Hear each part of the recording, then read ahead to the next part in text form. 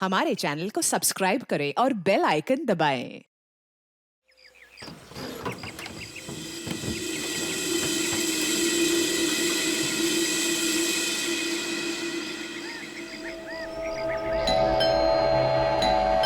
कचरा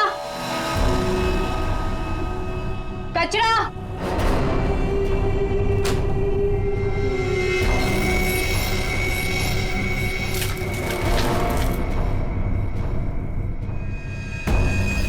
इसको सही जगह फेंकना और संभाल के देना, कोई देखे नहीं। आप चिंता मत कीजिए, मैं सब संभालूंगी।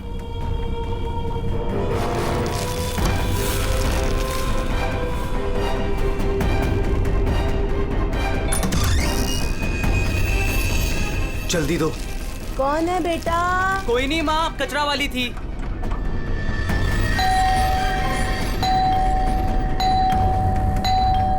अरे कौन है? कचरा! अरे आ रही हूँ। क्या बैग खराब कर देगी? है? तू कौन है? मैडम, मैं ना नई सफाई वाली है। वो क्या है ना, सविता गांव गई है तो उसकी जगह मेरे को रखा है यहाँ पे। ये सेक्रेटरी भी ना इन्फॉर्म ही नहीं करता है और किसी को भी रख देता है काम पे। क्या मैडम, सुबह सुबह चिलम चिली करने का। लाओ, वैसे भी मेरे को 10 और घरों में जाना है। लाओ जल्दी दो। है तेवर तो देखो, जैसे ऑफिस ही जाना है तुझे। चल जा, नहीं देते डब्बा। हाँ तो मत दे। वैसे भी तेरे कचरे से कितनी बदबू आ रही है। अच्छा, परफ्यूम मार के दूं कचरा तुझे? अरे तो मैं मरी नहीं चाही हूँ लेने के लिए। बात तो ऐसे करी है जैसे लगता है कचरा नहीं सोना मांग लिया हो। एक मिनट, कहीं आप वही झगड़ालू औरत तो नहीं जो घड़ी घड़ी सबसे झगड़ा करते फिरते रहती है? हाँ, अरे बहुत किसे सुने हैं आपके बारे में। हाँ ए लड़की, मुझसे सवाल चला रही है तू? हाँ? औकात क्या है तेरी? क्या हुआ? सुबह सुबह ये चिल्लम चिल्ली क्या चल रही है? देखो ना मैडम, मैं ना नई सफाई वाली कचरा लेने के लिए आई थी। वो सविता ना गाँव गई है, उसकी जगह मेरे को रखा है यहाँ पर। मैडम से कचरा क्या मांग लिया? ऐसा लग रहा है कि इसका कचरा बेच करके कोई सोने का महल बना लेगी मैं। बाबा रे बाबा, कितना झगड़ा करती है ये। ओह, तो इसमें कौन सी नई बात है? सबके साथ झगड़ा करना इनकी पुरानी आदत है। आ गई होशियारी झाड़ने। ए सुन, हमारे फटे में टाउन मत अड़ा। Mind your own business. चल, देख रहे हो ना कैसे झगड़ा कर रही है ये। वाह वाह, बड़ी आई। Mind your own business. पहले अपने माइंड का इलाज कराओ। सबके नाक में दम करके रखा है अपने रोज के झगड़ों की वजह से। भाभी जी please, I am sorry, I am really sorry. आप अंदर जाइए। शोभा, अंदर जाओ।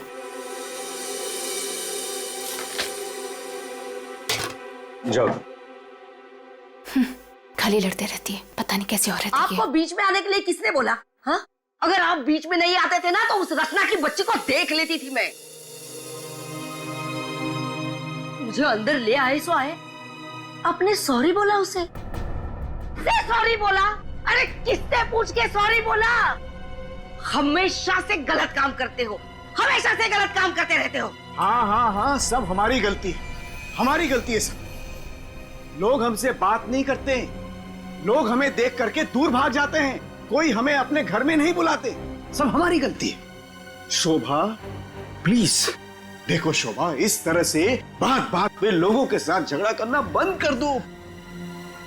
देखो शोभा, तुम जानती हो इस वजह से लोग हमारे घर को कितने बदनाम कर चुके हैं। यहाँ तक कि सोसाइटी वाले पुलिस की धमकी दे चुके हैं। अरे वो क्या पुलिस कंप्लेंट करेंगे? मैं खुद पुलिस स्टेशन जाऊंगी और एक एक को ठीक से देख लूंगी। और आप उनकी साइड ले रहे हो? उनकी? आपको अपनी बीवी की कोई फिक्र नहीं है क्या?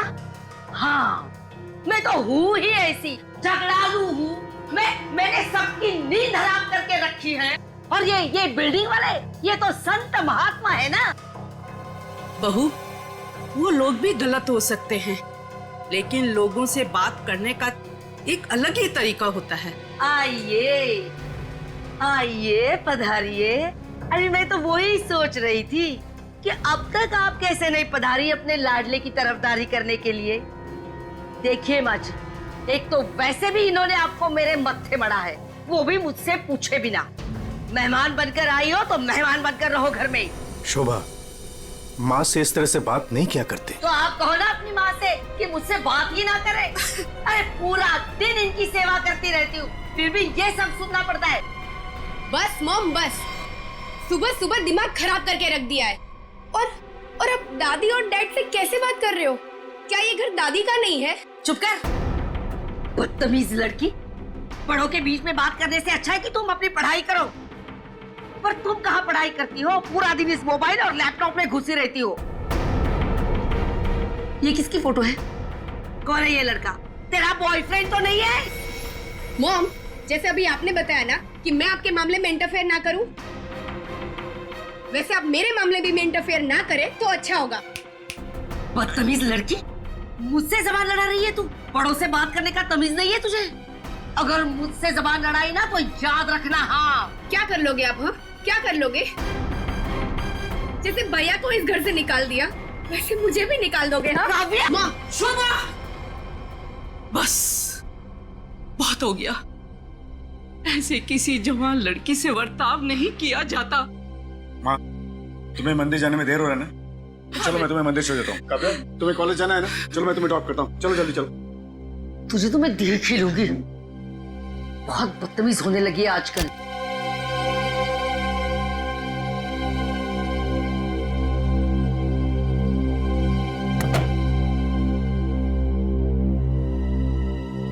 आने दो इस बुढ़िया को मंदिर से, दरवाजा ही नहीं खोलूंगी। देखती हूँ अंदर कैसे आती है।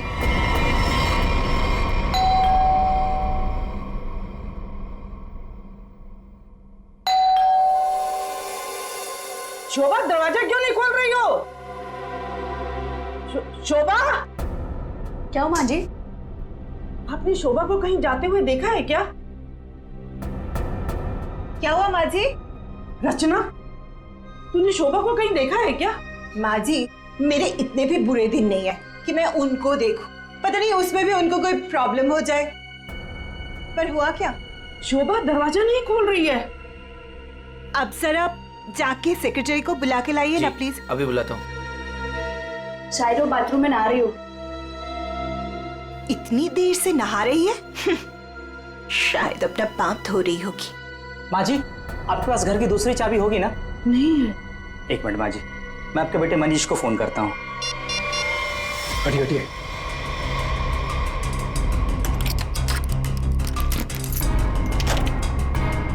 माँ, दरवाजा अंदर से बंद है। अंदर से कैसे बंद है?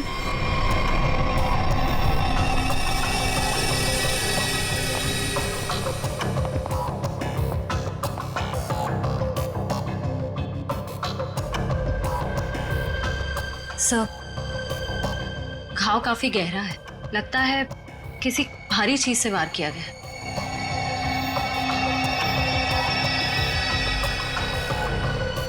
सर, हो सकता है कोई एक्सीडेंट हो। इनका पैर फिसला और किसी चीज से टकरा के गिर गई। हाँ, एक्सीडेंट हो सकता है। एक काम करो, घर में जितना सारा फर्नीचर है चेक करो, उसके कॉर्नर चेक करो फर्नीचर के, और फिर देखो कहीं पर नुकीली चीज है क्या। शायद उससे टकराई हो। सर,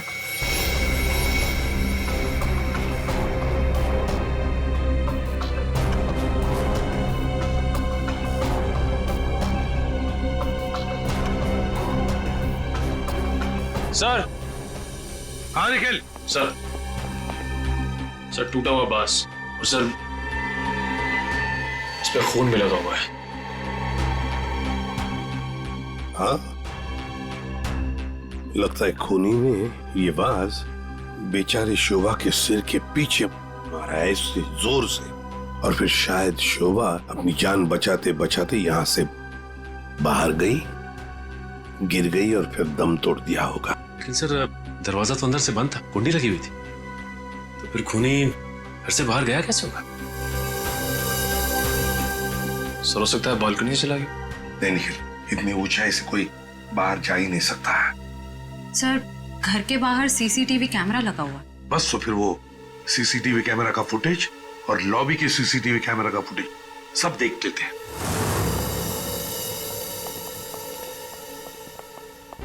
मनीष जी, आज सुबह आप, आपकी माँ और बेटी काव्या जब घर से बाहर गई तब शोभा जिंदा थी, है ना? जी सर। मतलब शोभा जी का कत्ल हुआ सुबह 10:30 बजे के बाद में ही।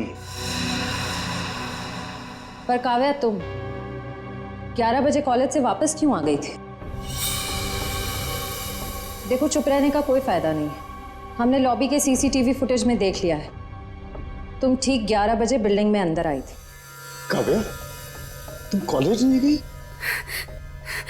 वो मेरा फ्रेंड अश्मित हमारी विंग में रहता है, मैं उसी से मिलने वापस आई थी। अपने बॉयफ्रेंड से मिलने गई उसी वक्त जिस वक्त अपनी माँ का कत्ल हुआ।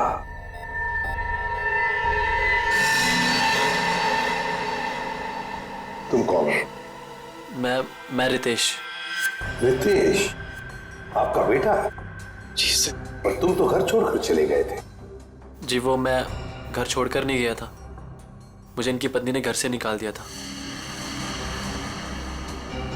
मतलब तुम्हारी माँ ने, यही आदर रखते हो अपनी माँ के लिए, यही संस्कार दिया? जब तुम यहाँ रहते नहीं थे तो किस लिए आए थे यहाँ पर? जी वो मैं किशोर से मिलने आया था। सर, अगर आपने सीसीटीवी फुटेज देखा होगा तो आपने देखा होगा कि मैं अपने डॉग को बाहर घुमाने लेके गया था।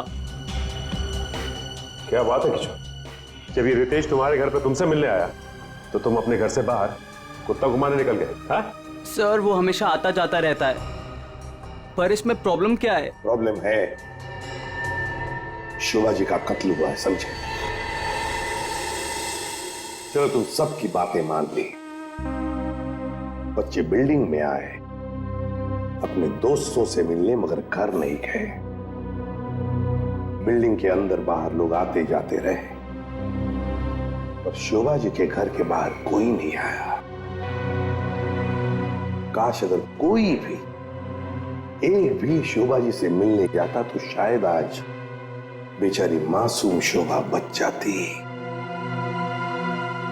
सर, वो कोई बेचारी औरत नहीं थी, जैसी औरत थी उसके साथ वैसा ही हुआ। क्या मतलब? माफ कीजिएगा मनीष भाई, सोसाइटी की इज्जत का सवाल है। सर, शोभा जी का सोसाइटी में किसी के साथ भी बिहेवियर अच्छा नहीं था। आए दिन छोटी छोटी बातों में झगड़ा करती थी। इवन सर आज भी उनका झगड़ा हुआ था। झगड़ा हुआ था? किसके साथ? इनसे, रचना जी से। ओ सर, मैं सर, मैंने उसको नहीं मारा सर, मैंने तो कभी किसी मच्छर को भी नहीं मारा सर। एसीपी साहब, इन सोसाइटी के सारे लोगों को मैं जानता हूं, इनमें से ऐसा कोई नहीं है जो शोभा को इस तरह से मार सके। और शोभा जी का खून तो हुआ है ना, किसी ने तो किया है। अरे तारिका, ये क्या कर रही हो? ऐसा क्या करते हो डॉक्टर साहब ने? करने दीजिए ना सर, कुछ भला करने जा रही है तो उसे टोकना ठीक नहीं है ना सर? अरे नहीं, मैं जानता हूं अच्छी तरह से। जिस दिन मैं वहां पर लाशों की जगह लेटा हुआ होऊंगा ना, तुम लोग सबको मिठाई बांटने वाले हो, जानता हूं मैं तुम्हारे सारे इरादों के गुब्बारों को उड़ने से पहले ही फोड़ करके दम लूंगा, समझे?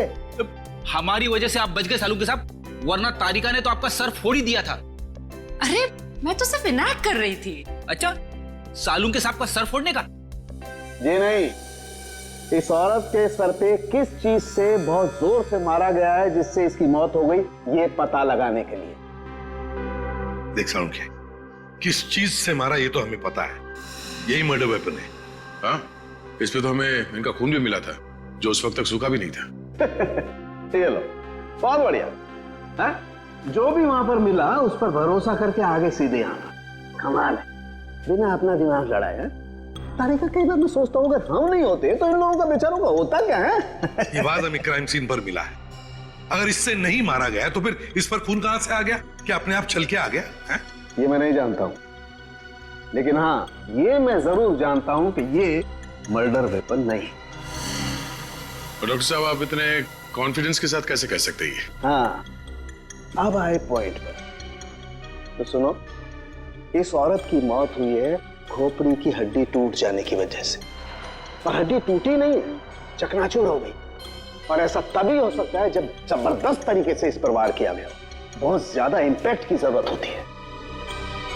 और इस बात से कितनी भी जोर से क्यों ना मारा गया, हड्डी इस तरह से चकनाचूर नहीं हो सकती। अगर इनका खून इस आवाज से नहीं हुआ है तो फिर किस चीज से हुआ है? बहुत भारी चीज से इसके सर पे वार किया गया है। बहुत भारी चीज से?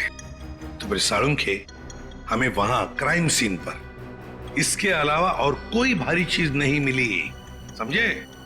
दया, इसके पास और कोई जवाब नहीं है, हमारा टाइम बर्बाद कर रहा है। चलो। एक मिनट, मैं टाइम बर्बाद कर रहा हूँ? हाँ। मैं डॉक्टर सालू के तुम लोगों का टाइम बर्बाद कर रहा है? हाँ। ठीक है, तो मैं खुद वहां क्राइम स्पॉट पे जाकर के ये थ्योरी प्रूव करके दिखाऊंगा बॉस, तब पता लगेगा कौन टाइम बर्बाद कर रहा है, मैं या तुम खुद अपना टाइम बर्बाद करो। तारिका, मेरे बैग। अरे बैग दो ना तुम यार, मैं बताता हूँ इन्हें कौन टाइम बर्बाद कर रहा है। Fast, quick. सब अभी बता दो, मैं टाइम बर्बाद कर रहा हूँ। सालू के साथ तो कोयले के इंजन की तरह धुआं उड़ाते हुए चले गए। गुस्सा हो गए क्या? हाँ, तुम्हारी वजह से। अब आएगा मजा।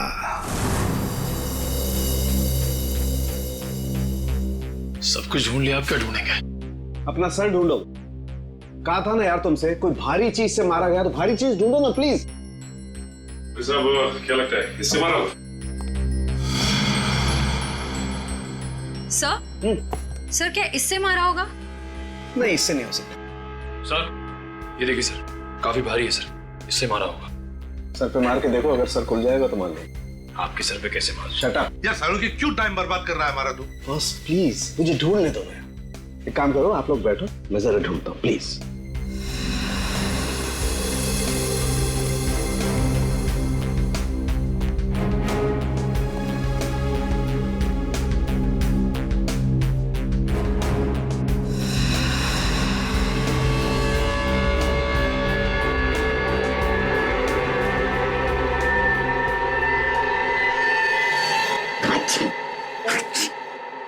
पूरी दुनिया में सर्दी फैलाएगा। ओए, अरे यार क्या हो गया? सर क्या हुआ, आप इतना चीख क्यों रहे हैं? मसाला मसाला मसाला। हाँ सर, चारों तरफ मसाला गिरा हुआ है और यहाँ पे निशान भी है। लगता है मसाला कूटने का खलबट्टा रखा था यहाँ पे। सर, बट्टा तो काफी भारी भी होता है। एक काम करो, आसपास जितने भी घर हैं, सारे के सारे घर चेक करो। श्रेया, दादी माँ को लेकर आओ।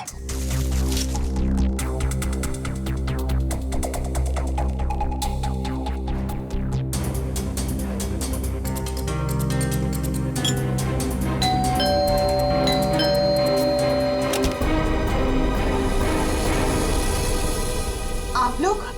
हमें आपके घर की तलाशी लेनी है। लेकिन खून तो वहां हुआ है, आपको यहाँ क्या मिलेगा? देखिए, आपकी बिल्डिंग में खून हुआ है। क्या आप चाहती हैं कि एक और खून हो जाए? प्लीज हमें अपना काम करने दीजिए। ओके, आइए।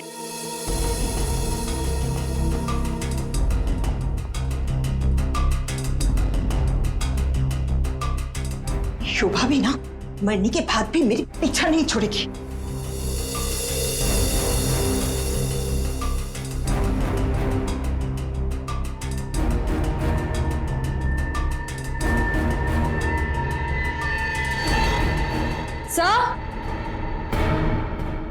हाँ श्रेया। सर ये देखिए। सर, ये तो हमारी है। नहीं नहीं, ये तो हमारा है। आंटी जी को कोई गलतफहमी हो रहा है। सर, इसके नीचे शोभा का नाम लिखा हुआ है। शोभा? तो क्या आपने इन्हें ये दिया था? नहीं सर, आज सुबह तक तो ये हमारे पास ही था। तो फिर यहाँ कैसे? जरा चेक कर लिया।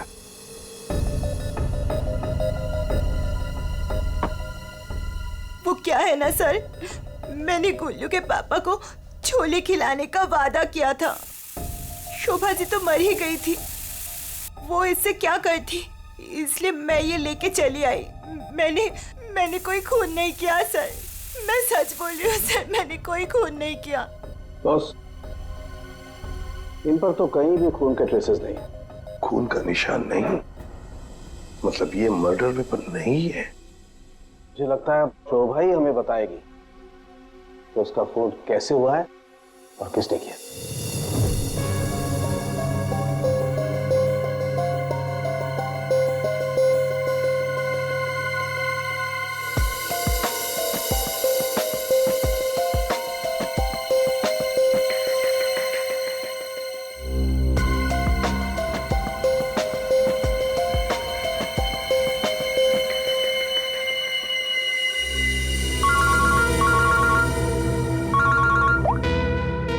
सारंगे बोल। अच्छा, गेरू मिट्टी। अच्छा ठीक है सचिन, मर्डर वेपन का पता चल गया है। पर वो क्या है सर? गमला। गमला? हाँ गमला। साळुंके को शोभा के कान में गेरू मिट्टी के कुछ अंश मिले। गेरू मिट्टी जो गमले में इस्तेमाल होती है। सर हमें शोभा के घर में एक भी फ्लावर पॉट नहीं मिला है। देखते हैं।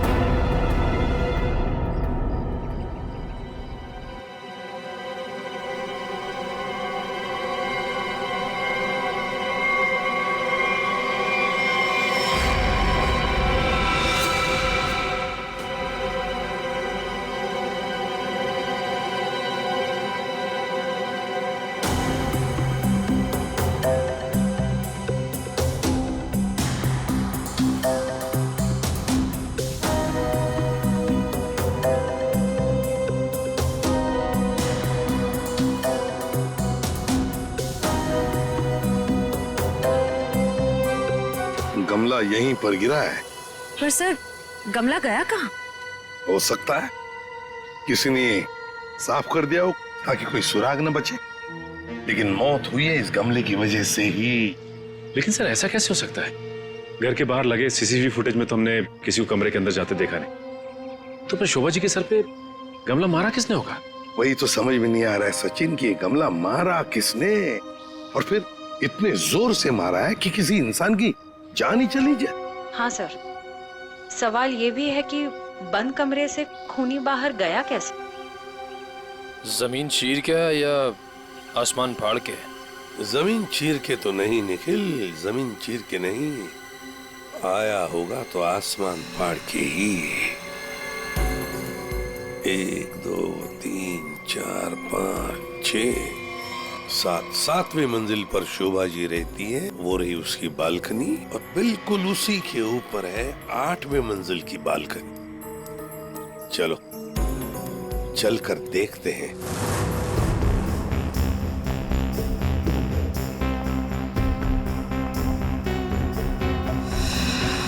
सर? आश्रया, सर ये देखिए, स्टैंड जैसा कुछ है। स्टैंड जैसा तो है।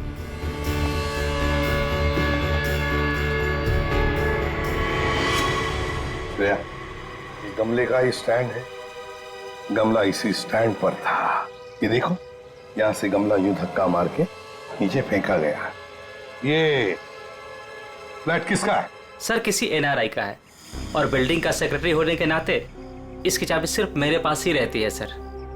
क्या हाल फिलहाल में यहाँ पर कोई आया था? मुझे नहीं पता। तुम्हें पता नहीं? तो फिर इसका एक ही मतलब हो सकता है कि जबकि इस फ्लैट की चाबी सिर्फ तुम्हारे पास ही है, तो इस फ्लैट में भी सिर्फ तुम ही आए होंगे। ये क्या कह रहे हैं सर? मेरे कहने का मतलब है कि फ्लैट की चाबी उन्होंने मुझे दी थी। क्या है सर कि सारे एम्प्टी फ्लैट की चाबी ऑफिस के ड्रॉअर में होती है। एजेंट लोग सर कभी भी आते जाते रहते हैं, तो सर मैं 24 घंटे उनके लिए घर पे थोड़ी ना रहूंगा सर। ये खाली फ्लैट्स की चाबियां ऑफिस में रहती है, ये बात सबको पता है? हाँ, हमारे सारे रेजिडेंट्स और सारे कमिटी मेंबर्स को ये बात पता है। हमारे अलावा कोई भी कभी भी ऑफिस जाकर चाबी ले सकता है। वाह, देखा कितने अच्छे सेक्रेटरी है ये सोसाइटी के, जबकि सारी जिम्मेदारी तुम्हारे ऊपर है। फ्लैट के अंदर कोई भी घुस सकता है, कुछ भी कर सकता है। यहाँ तो एक खून हुआ है, खून, समझे? और ये जिम्मेदारी सिर्फ तुम्हारी है। सर खून तो शोभा जी के फ्लैट में हुआ है सर, इससे इस फ्लैट का क्या कनेक्शन हो सकता है सर? जाइए, आप जाइए नीचे और सबको इकट्ठा कीजिए, सारे रेसिडेंट्स को कंपाउंड में। जाइए जल्दी। जी सचिन, ये देखो, हम हैं 8वें मंजिल की बालकनी पर और शोभा जी रहती थी 7वें मंजिल पे। जब शोभा जी वहां अपनी बालकनी से बाहर झुकी होगी किसी काम की वजह से, तब 8वें मंजिल के मतलब यहां से वो गमला शोभा जी के सिर पर मारा गया, ठाम करके ऐसे।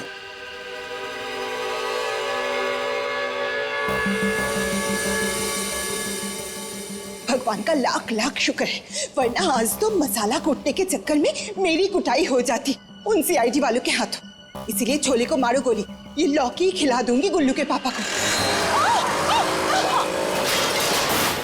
ओह गॉड!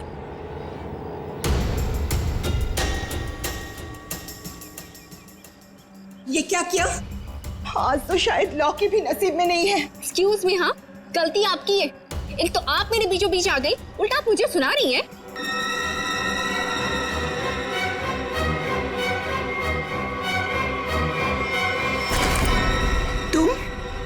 तुमको तो मैंने कहीं देखा है। देखिए, आपका जो कुछ भी नुकसान हुआ है उसके लिए आई एम सॉरी।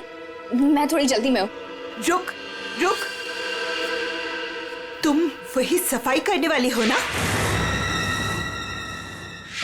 अरे छोड़ मेरे हाथ। तेरी वजह से वो शोभा मेरे ऊपर राशन पानी लेके चढ़ गई थी। कौन शोभा? कैसा राशन पानी? मैं कुछ भी नहीं जानती। Excuse me. अरे स्क्वीज तो तेरी आज मैं करूंगी। तेरे जाने के बाद ही शोभा का कत्ल हुआ था। क्या? चल मेरे साथ सीआईडी के पास चल। चल। हमें उस चीज का पता चल गया है जिससे शोभा जी का खून हुआ है। एसीपी साहब, क्या आप मुझे बता सकते हैं वो कौन सी चीज है जिससे मेरी पत्नी का खून हुआ? Flower pot. Flower pot? जी हाँ, फ्लावर पॉट। बिल्डिंग के 8वें मंजिल पर जो फ्लैट बंद पड़ा है उसके बालकनी के ऊपर रखा गया था ये फ्लावर पॉट, और ऊपर से शोभा जी के सिर पर मारा गया। Flower pot. किसने किया ये सब? मुझे नाम बताइए जिसने मेरे परिवार को हमसे छीन लिया। बताइए एसीपी साहब, कौन है वो? ये तो कहना पड़ेगा कि बड़ा चालाक खूनी है ये। बहुत अच्छी तरह से प्लानिंग की थी, लेकिन भूल गया कि कोई भी कातिल कितना भी चाहे चालाक क्यों ना हो, कोई ना कोई गलती तो कर ही जाता है।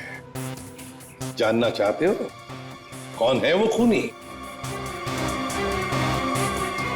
आप में से ही कोई है, आप में से। ये सफाई करने वाली है। आज सुबह जब शोभा का खून हुआ था उससे पहले मैंने इसको बात करते हुए देखा था। अभी भेस बदलकर भाग रही थी। देखिए, मुझे नहीं पता कि ये औरत कब से क्या बकवास किए जा रही है। मैं तो यहाँ पर पहली बार आई हूँ। मेरा हाथ छोड़ो ना। मैं सच बोल रही हूँ, मैंने इससे झगड़ा करते हुए देखा था। मुझे तो लगता है यही खूनी है सर। क्या बकवास किए जा रही हो तुम? हम पता लगा लेंगे। जरा देखिए इस लड़की को और बताइए, क्या आप में से किसी ने इसको देखा है आज सुबह? हाँ सर, मैंने देखा इस लड़की को। सर, ये वही लड़की है जो आज सुबह में शोभा जी के साथ लड़ रही थी। रुक, कहाँ भाग रही है?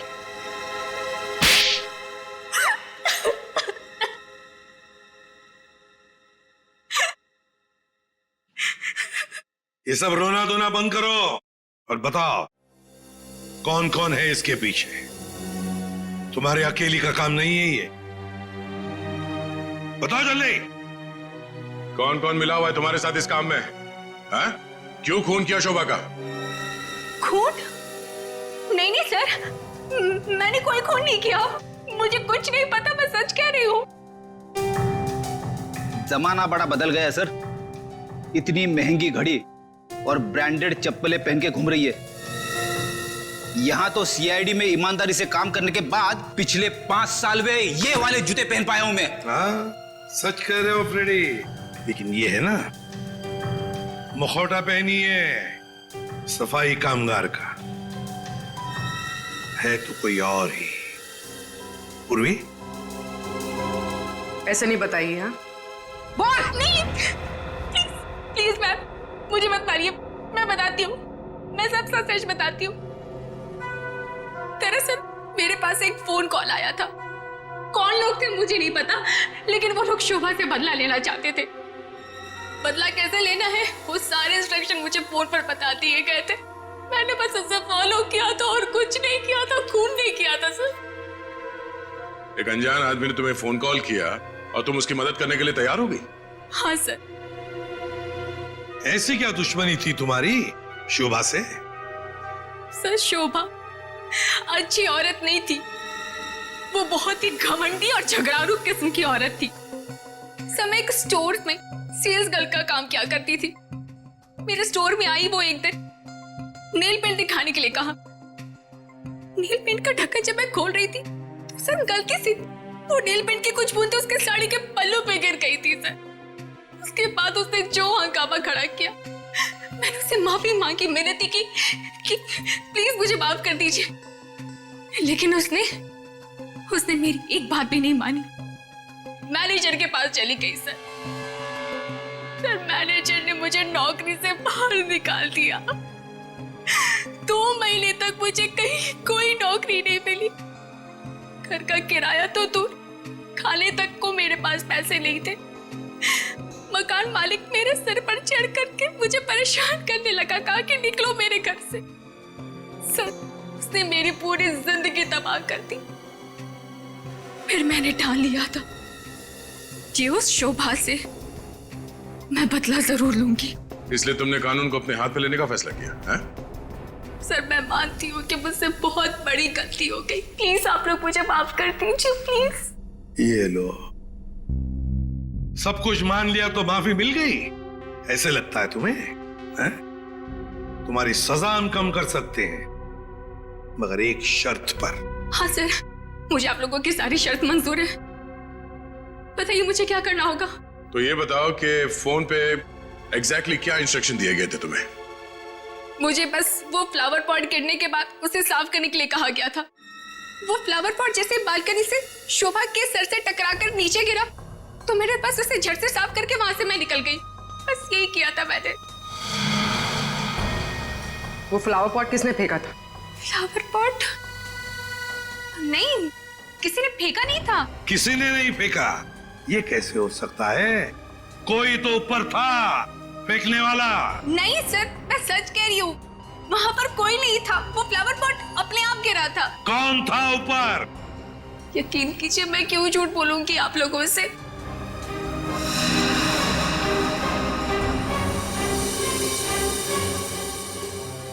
निखिल, पता लगा किसका फोन आया था शीला को इंस्ट्रक्शंस देने के लिए?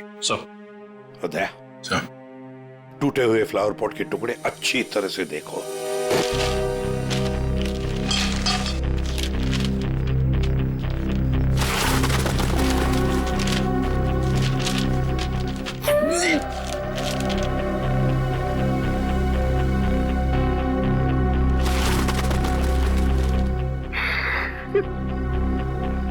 सीआईडी पे इतने साल काम करके यही इज्जत मिली। क्या हुआ पंकज सर? कोई इज्जत चाहिए आपको? नहीं, वो सर, इसमें सिर्फ सड़ा हुआ कचरा है सर, और कुछ भी नहीं है सर। यहाँ पे थोड़ी देर और खड़ा रहा तो मैं बदबू के मारे शहीद हो जाऊंगा सर। कुछ नहीं होगा तुम्हें, काम पे ध्यान दो।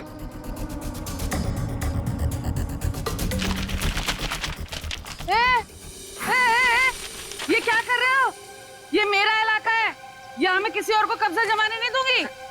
अरे कौन कब्जा करना चाहता है? मेरा बस चले तो मैं खुद ऐसे सलट लूं। तो फिर मेरे इलाके में कचरा चुनकर ये मेरे पेट में लात क्यों मार रहे हो? अरे मेरी माँ, आपके पेट पे कोई लात नहीं मार रहा है, मैं खुद यहाँ पे अपनी नौकरी बचा रहा हूँ। देखो, तुम लोग जाओ यहाँ से, ये मेरा इलाका है, मैं किसी और को कचरा चुनने नहीं दूंगी। जाओ जाओ।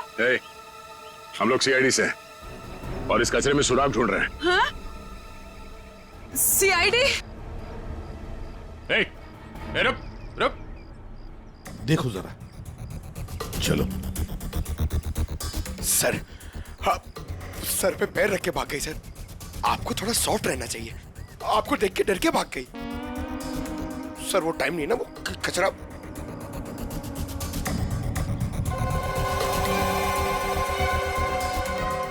सर, हाँ? ये देखिए, ये कुछ गमले के टुकड़े मिले हैं।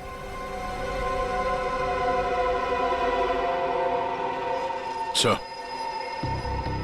खून लगा हुआ है। हाँ दया, लगता है ये वही फ्लावर प्लॉट है जिससे खून हुआ है। अब ये खून शोभा का है या नहीं, ये तो फोरेंसिक लैब से ही पता चल जाएगा। लेकिन और भी तो कुछ होना चाहिए यहाँ पर, और कुछ होना चाहिए। देखो जरा, अच्छी तरह से देखो दोबारा। सर बाकी तो हमने हर जगह देख लिया सर, और ऐसा कुछ मिला नहीं। जो देखो तो सही। इधर यहाँ। मैंने कुछ नहीं किया साहब, मैं निर्दोष हूँ साहब, मैं निर्दोष हूँ। कुछ नहीं किया तो हमें देख के भागी क्यों? वो साहब, बिरजू कह रहा था कि जब भी पुलिस वाले देखो ना तो अपनी जान बचाओ और भागो, पता नहीं फिर कब मुसीबत में फंस जाए। एक मिनट देखो, किसी भी मुसीबत में नहीं फंसोगी तुम। इतना बताओ, क्या सुबह तुमने यहां से कुछ कचरा उठाया था? हाँ? घबराओ मत, उठाया था कचरा? हाँ, उठाया तो था, इस थैले में ही है। दिखाओ जरा। नहीं नहीं, मैं नहीं दूंगी, ये मेरी रोजी रोटी है साहब। अरे हमें उसका भजिया नहीं तलना है, हमें सिर्फ ये देखना है कि उसके अंदर क्या है। इधर दो।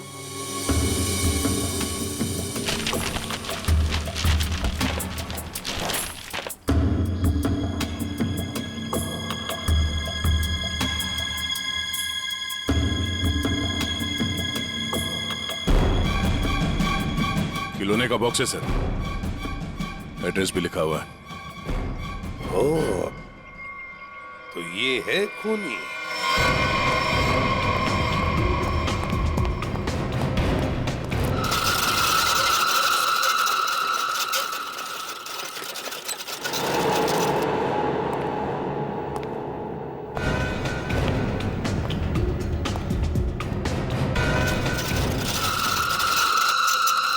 कौन है?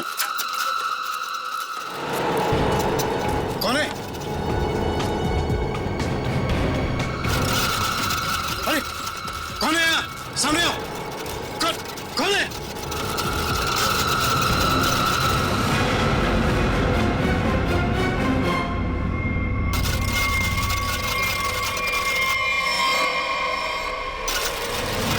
मनीष बाबू,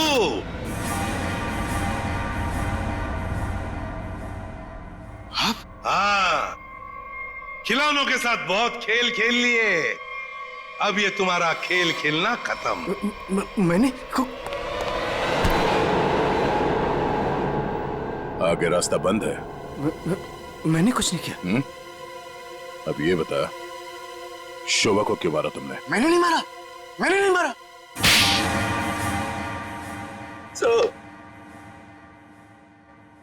शोभा एक झगड़ालू औरत थी साहब, झगड़ालू औरत। हमेशा गालियां देती थी साहब, हर छोटी मोटी बात पे चिल्लाती थी, भद्दी भद्दी गालियां देती थी। आतंक था साहब उसका एक। हम सबको वो मेंटली टॉर्चर दे रही थी साहब, लेकिन फिर भी हम सबने सहा, हर बात को सहा साहब। जब तक ये बात घर के चार दीवारी तक थी तब तक तो ठीक था, लेकिन धीरे धीरे ये बात साहब घर के चार दीवारी से बाहर निकल के मोहल्ले तक फैल गया। आए दिन लोग पड़ोसी हमारे पास आते थे कंप्लेन लेकर के, शोभा ने किसी का झगड़ा किया, मारपीट किया। तंग आ चुके थे साहब, हम लोग तंग आ चुके थे।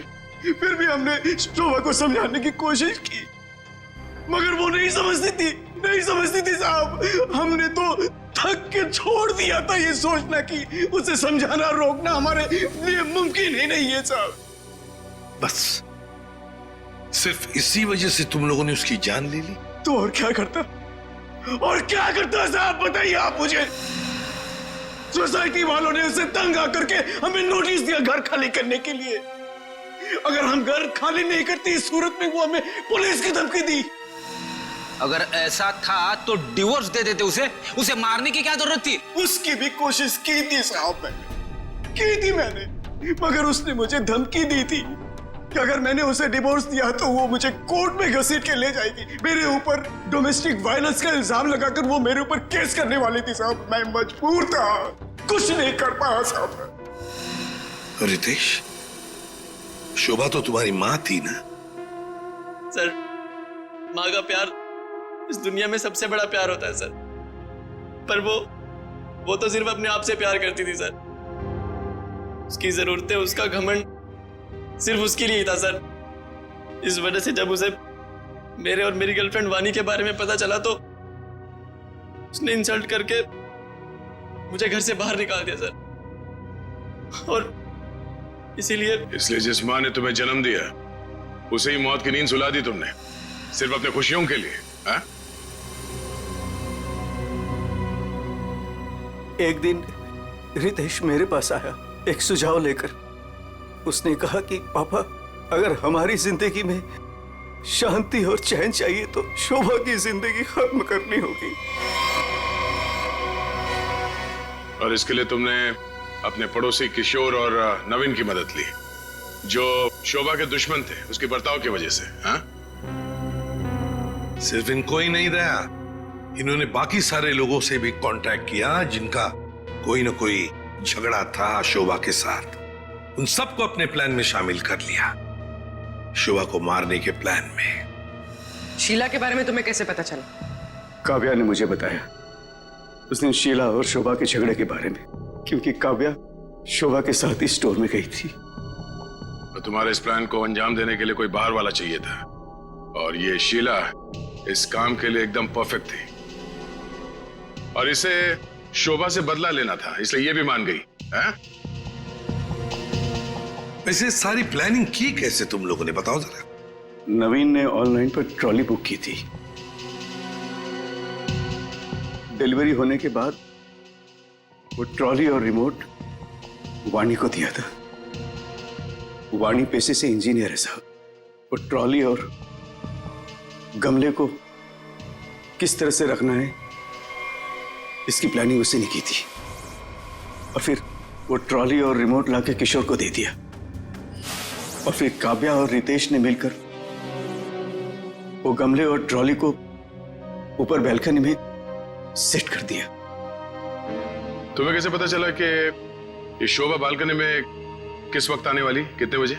साहब, हर रोज सुबह 10 बजे एक भाजी वाला ठेला लेकर के हमारे बिल्डिंग के नीचे आता है, और शोभा उस पर बैल्कनी में खड़े होकर के खड़ी खोटी सुनाती थी साहब, चिल्लाती थी, झगड़ती थी उससे। बस मुझे उसी मौके का इंतजार था।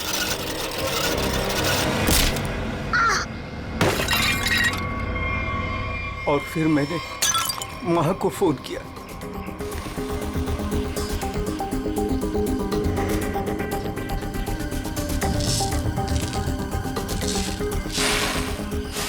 कभी एक बार भी नहीं सोचा कि शोभा के ऐसे स्वभाव के पीछे कोई वजह हो, कोई कारण हो सकता है उसे कोई दिमागी बीमारी हो जिसका इलाज हो सके। नहीं सोचा, तुम सब ने सिर्फ अपने ही बारे में सोचा, तंग आ गए उसके स्वभाव से, इलाज नहीं किया उसका, बस जान ले ली उसकी। कानून तुम सबको कड़ी से कड़ी सजा देगा। For more updates, subscribe to our channel, click the show links and enjoy watching the videos.